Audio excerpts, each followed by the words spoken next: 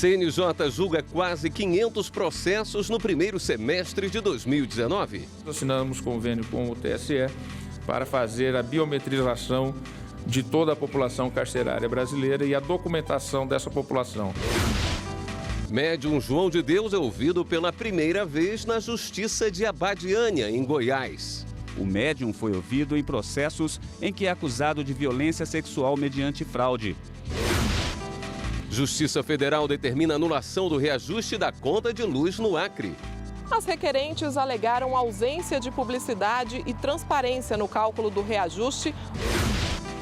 E veja os cuidados para quem tem mais de um emprego com carteira assinada. Se ele vai ter 2 empregos CLT, ele tem que garantir que ele vai conseguir cumprir com as cargas horárias dos 2 empregos.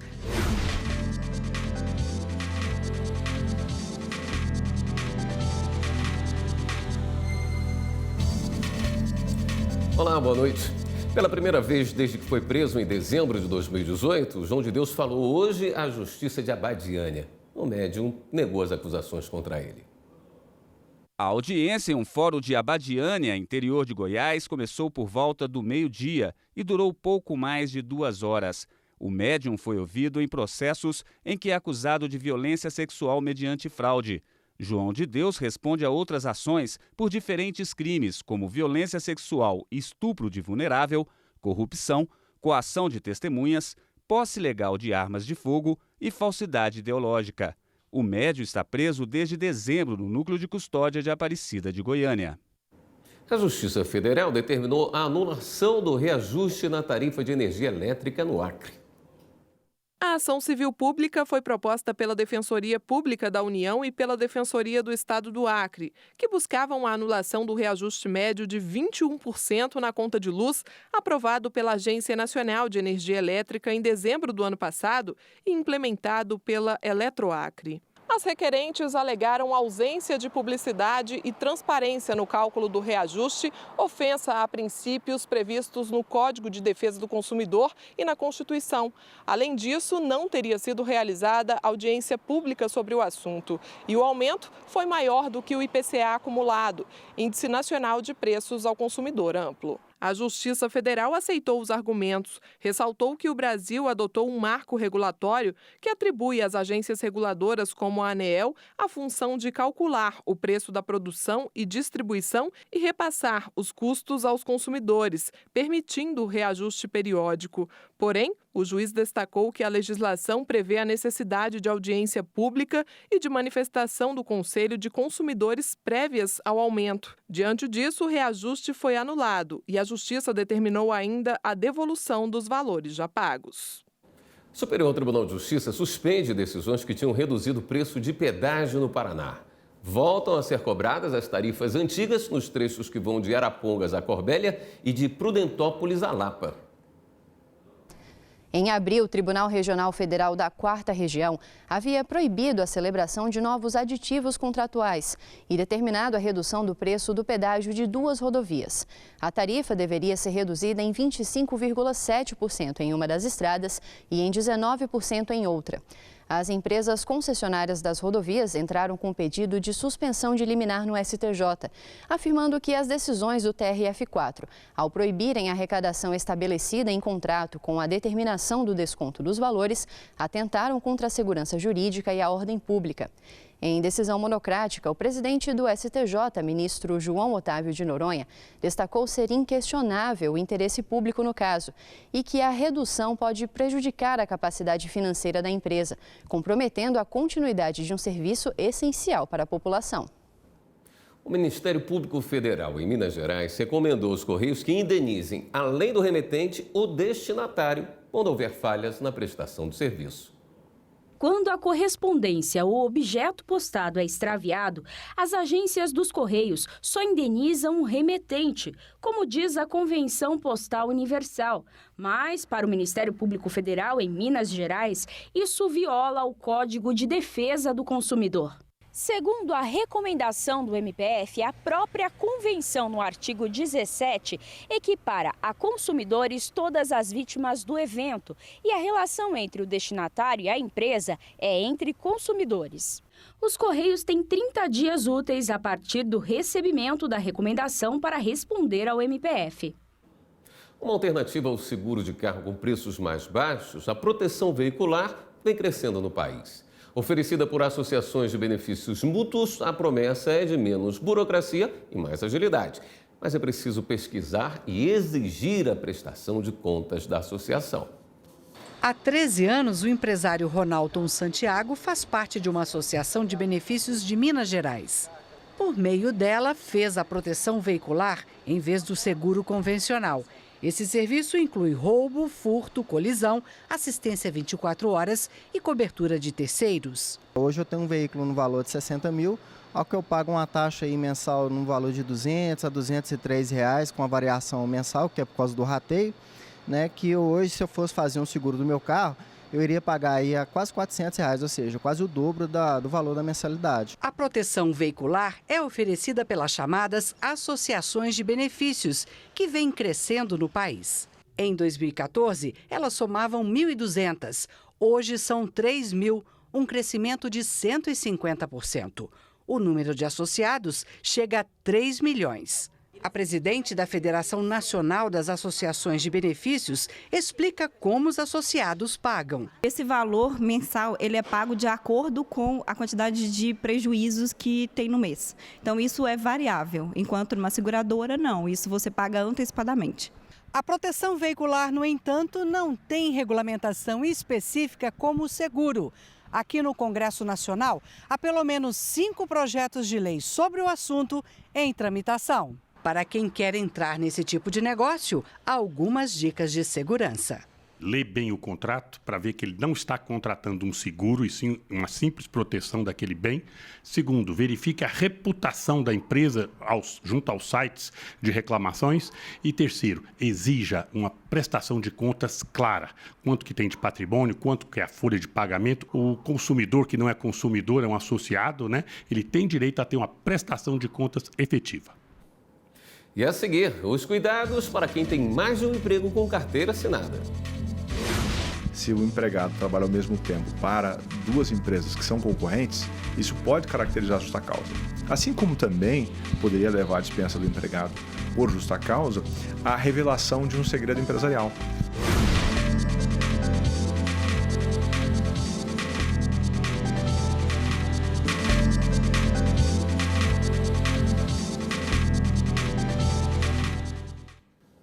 O STJ determina que a Eletrobras pague juros de 6% sobre valores de empréstimos compulsórios não convertidos em ações.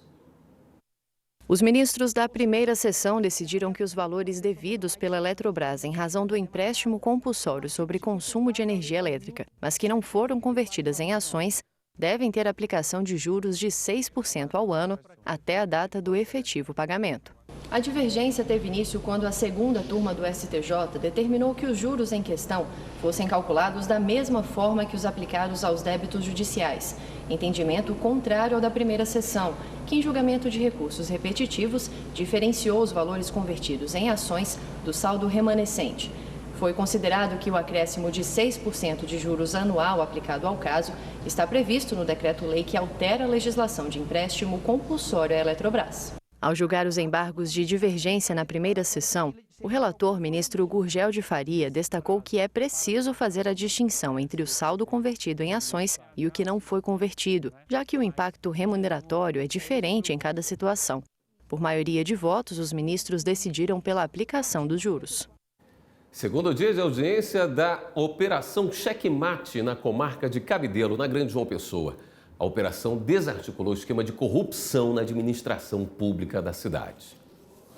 Dando continuidade à audiência de instrução e julgamento do processo principal, que envolve 9 réus da Operação Checkmate, o juiz Henrique Jorge Jacome de Figueiredo, auxiliar da primeira vara da comarca de Cabedelo, ouviu desta vez 5 colaboradores, que também são réus de outros processos da mesma operação, além dos denunciados na ação penal. Um dos indagados pelos representantes do Ministério Público Estadual revelou em detalhes o esquema criminoso liderado pelo ex-prefeito de Cabedelo, Leto Viana. O ex-prefeito fazia um levantamento de quem poderia vencer como vereador e investia na campanha dessas pessoas, exigindo a assinatura de uma carta-renúncia, pois dessa forma, em caso de vitória, Leto Viana tinha o poder de barganha na Câmara dos Vereadores, bem como na Prefeitura Municipal. O colaborador e réu revelou ainda que algumas campanhas para vereador do município de Cabedelo chegaram a ultrapassar o custo de R$1 milhão. O Serviço Federal de Processamento de Dados, o SERPRO, e a Federação Nacional dos Trabalhadores em Empresas de Processamento de Dados, Serviços de Informática e similares, a FENADADOS, assinaram o acordo coletivo de trabalho proposto pelo TST. A proposta do novo acordo coletivo de trabalho foi apresentada depois de várias reuniões em que as partes não chegaram a um consenso. Diante do impasse nas negociações para as datas bases de 2018 e 2019, o vice-presidente do TST, ministro Renato de Lacerda Paiva, propôs um acordo em que houvesse equilíbrio entre empresa e empregados. A mediação do TST foi muito importante. O ano passado nós levamos 11 meses e meio para fechar um acordo.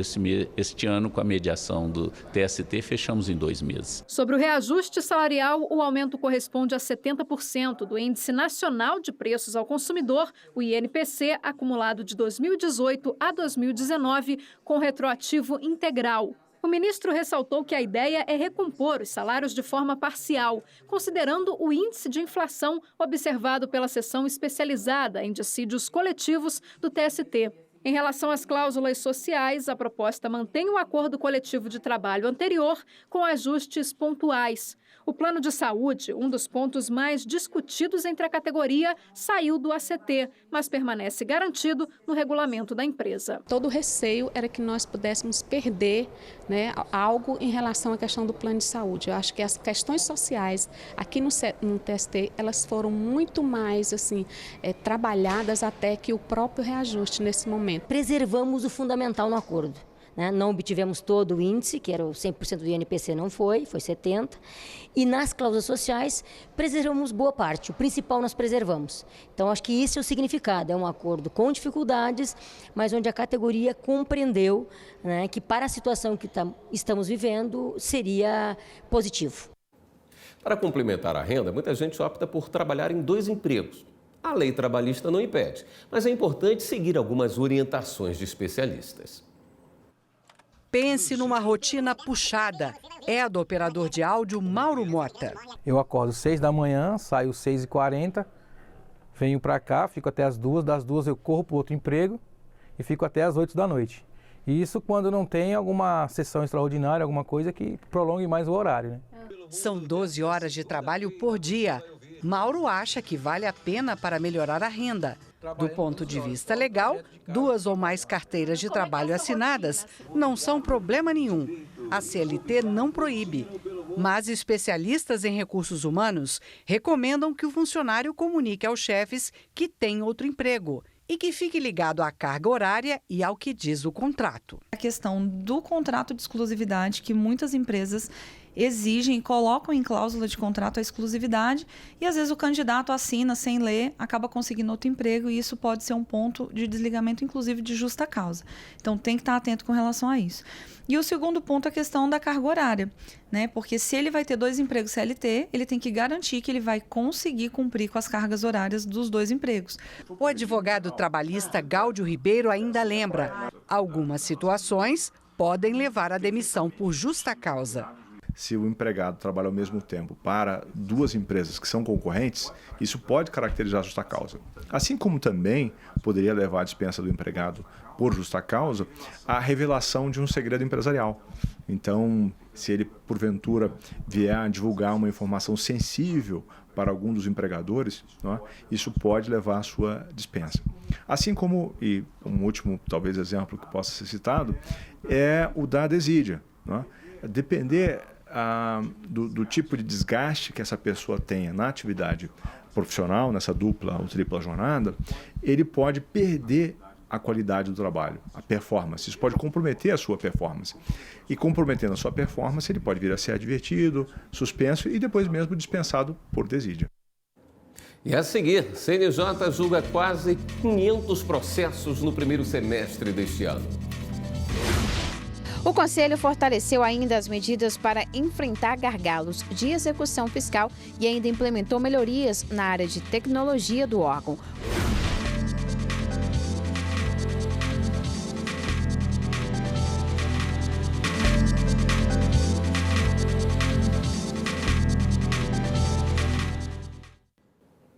A multa de 40% sobre o fundo de garantia é um direito do trabalhador previsto na Constituição, mas muitas empresas insistem em não fazer o pagamento. Na Bahia, esse foi o terceiro maior motivo de ações no Tribunal Regional do Trabalho em 2018.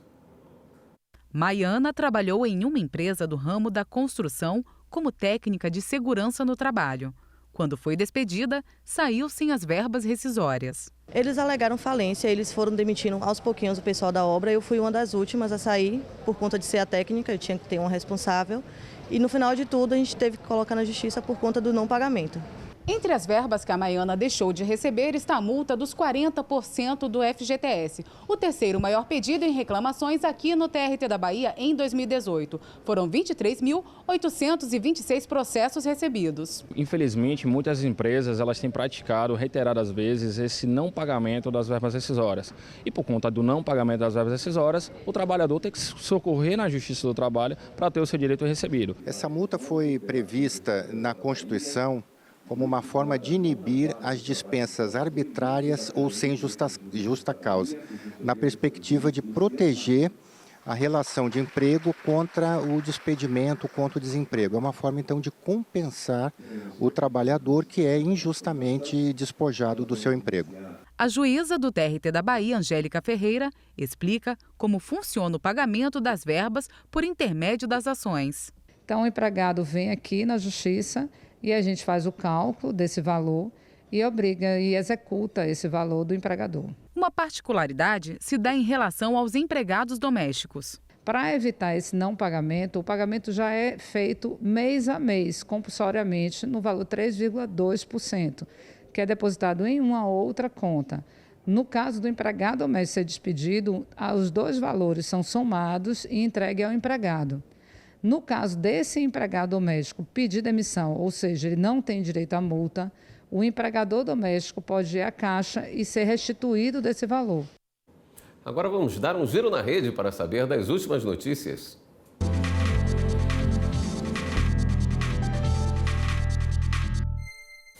Vamos então à redação do Jornal da Justiça falar com a repórter Carla Lucena, que tem as novidades para a gente. Oi, Carla. Boa noite. Oi, William, boa noite para você, boa noite a todos que nos acompanham aqui no Jornal da Justiça. Vamos então ao giro de hoje. O ministro Gilmar Mendes, do STF, suspendeu em todo o país os processos que tratam do corte do pagamento de horas de deslocamento ao empregado estabelecido em acordo coletivo. Tramita no STF uma ação contra a empresa Mineração Serra Grande S.A. de Goiás. Apesar do acordo coletivo prever o não pagamento dessas horas, o TRT de Goiás e o TST já consideraram que o trabalhador tem direito a receber. Ainda não há data para o julgamento do recurso e a decisão do Supremo vai valer para todo o país. Vamos agora a duas notícias da Procuradoria-Geral da República. Raquel Dodge se manifestou contra 2 recursos da defesa de Eduardo Cunha no STF. Segundo a PGR, conteúdos do celular de Cunha que foram obtidos em ação cautelar podem ser usados contra o ex-deputado. Os recursos de Cunha questionam decisões monocráticas do relator da Lava Jato no STF, o ministro Edson Fachin. E a PGR também determinou hoje que membros do Ministério Público Federal usem o software de comunicação interna eSpace, ferramenta adquirida pelo órgão e que poderá evitar novos ataques de hackers. A determinação faz parte de procedimento administrativo interno do MPF, que acompanhou investigação da Polícia Federal sobre os ataques a integrantes do MP, depois que cerca de 15 procuradores e ex-procuradores tiveram os telefones ou aplicativos de mensagens hackeados. E olha só, a Polícia Federal deflagrou hoje uma operação para desarticular um esquema de lavagem de dinheiro e descapitalizar uma organização criminosa. O grupo até 2017 atuava no tráfico de drogas para a Europa e outros países. Os bens são alvos da operação Joias do Oceano e somam mais de 70 milhões de reais. Também foram apreendidos carros de luxos e embarcações. E a gente termina o giro de hoje falando que começou nesta terça-feira o recesso forense do Conselho Nacional de Justiça. A partir de agora, os prazos dos processos que tramitam no CNJ ficam suspensos até o dia 31 de junho. E o CNJ completou agora no fim de junho 14 anos e encerrou o primeiro semestre com 17 sessões e quase 500 processos julgados. Responsável por julgar processos envolvendo juízes de todo o país e questões administrativas do Poder Judiciário, o Conselho Nacional de Justiça julgou no primeiro semestre de 2019 494 processos, em 10 sessões presenciais e 7 virtuais. Ainda no primeiro semestre, 2.188 processos novos chegaram ao CNJ. 4.701 foram distribuídos e mais de 5.700 arquivados. Os casos de relatoria do presidente do CNJ, ministro Dias Toffoli, foram 142 distribuídos, 144 arquivados e 92 estão em tramitação. Nas 10 sessões realizadas, a média de processos julgados foi de 6,4 por sessão. O Conselho fortaleceu ainda as medidas para enfrentar gargalos de execução fiscal e ainda implementou melhorias na área de tecnologia do órgão, como o uso de inteligência artificial.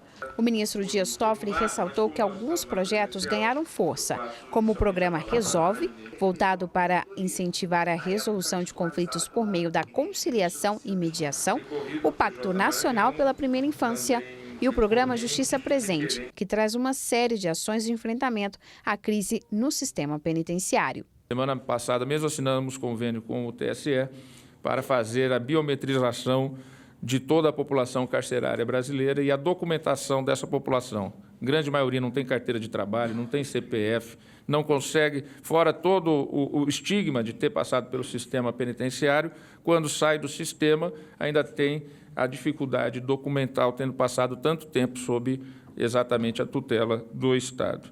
Sequer são documentados. Então, estamos fazendo esse trabalho, são 790 mil presos em regime fechado no Brasil, a terceira maior população carcerária em regime fechado do mundo. São mais de 1,5 milhão de processos de execução, já temos 900 mil no Cadastro Nacional.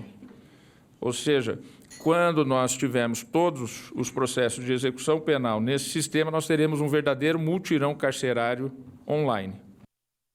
O Jornal da Justiça, segunda edição, fica por aqui. Obrigado pela sua companhia. Até amanhã.